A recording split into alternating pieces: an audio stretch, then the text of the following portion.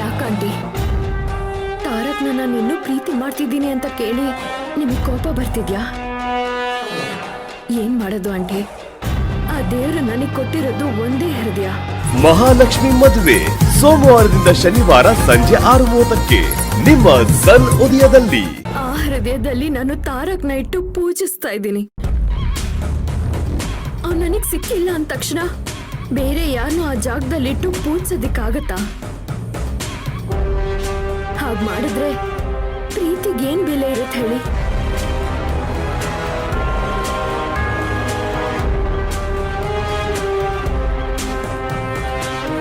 ನನಗ್ ತಾರಕ್ ಎಷ್ಟು ಇಷ್ಟ ಆಗಿದ್ನೋ ಅಷ್ಟೇ ನೀವು ಕೂಡ ಇಷ್ಟ ಆಗಿದ್ರಿ.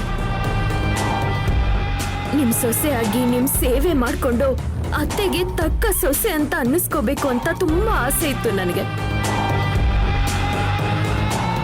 ಆದ್ರೆ ಅದ್ಯಾವ ಆಸೆನೂ ನೆರವೇರ್ಲೇ ಇಲ್ಲ.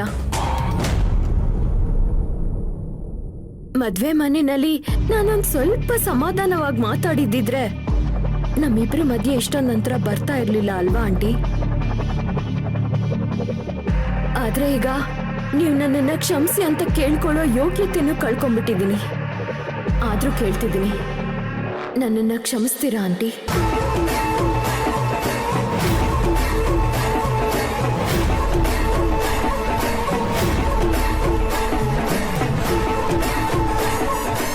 ಹೇಳ್ತಾ ಇದ್ದೀನಲ್ಲ ಅವಿತಾ, ನೀನ್ ಯಾವ ತಪ್ಪು ಮಾಡಿಲ್ಲ ಅಂತ ಮತ್ತ್ಯಾಕ್ ಸಾರಿ ಕೇಳ್ತಾ ಇದೀಯಾ?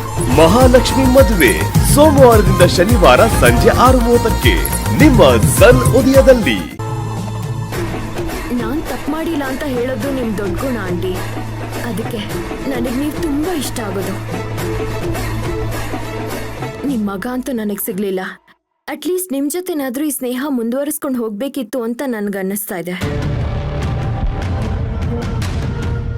ಆದ್ರೆ ಮಾಡಿರೋ ತಪ್ಪು ಕಣ್ಮುಂದೆ ಬಂದಾಗ ನಾನು ಹೇಗ್ ಬಂದು ನಿಮ್ಮ ಹತ್ರ ಮಾತಾಡೋದು ಅಂತ ನನ್ಗನ್ಸುತ್ತೆ. ತುಂಬಾ ಸಲ ನಿಮ್ಮ ಆಫೀಸ್ ಬಾಗಿಲ್ವರೆಗೂ ಬಂದು ಒಳಗಡೆ ಬರೋದಿಕ್ ಧೈರ್ಯ ಸಾಲದೆ ಹಾಗೆ ವಾಪಸ್ ಹೋಗ್ಬಿಟ್ಟಿದೀನಿ. ಇಲ್ಲ, ನೀನ್ ಒಂದ್ಸಲ ಬಂದು ನನ್ ಭೇಟಿ ಮಾಡಿದ್ರೆ ಚೆನ್ನಾಗಿರ್ತಾ ಇತ್ತು.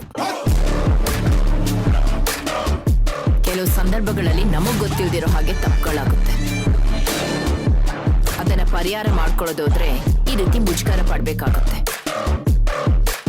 ಹೌದು ಆಂಟಿ, ನನಗೆ ತುಂಬಾ ಗಿಲ್ಟ್ ಕಾಡ್ತಾ ಇದ್ದಿದ್ರಿಂದ ನಾನು ಹೊರಗಡೆ ಬರೋದಕ್ಕೆ ಹೆದರ್ಕೊಳ್ತಾ ಇದ್ದೆ. ಮದುವೆ ನಿಂತು ಹೋದ್ಮೇಲಂತೂ ನಾನು ರೂಮಿಂದ ಆಚೆನೆ ಬರ್ತಾ ಇರ್ಲಿಲ್ಲ. ಅಪ್ಪ ಅಮ್ಮ ತುಂಬಾನೇ ಭಯ ಪಟ್ಟಿದ್ರು. ಎಲ್ಲಿ ನಾನು ಏನಾದ್ರೂ ಹೆಚ್ಚು ಕಮ್ಮಿ ಮಾಡ್ಕೋತೀನೇನೋ ಅಂತ ತುಂಬಾನೇ ಭಯ ಬಿದ್ದಿದ್ರು. ಆಕ್ಚುಲಿ ನಾನು ಆ ಪ್ರಯತ್ನನೂ ಮಾಡಿದ್ದೆ.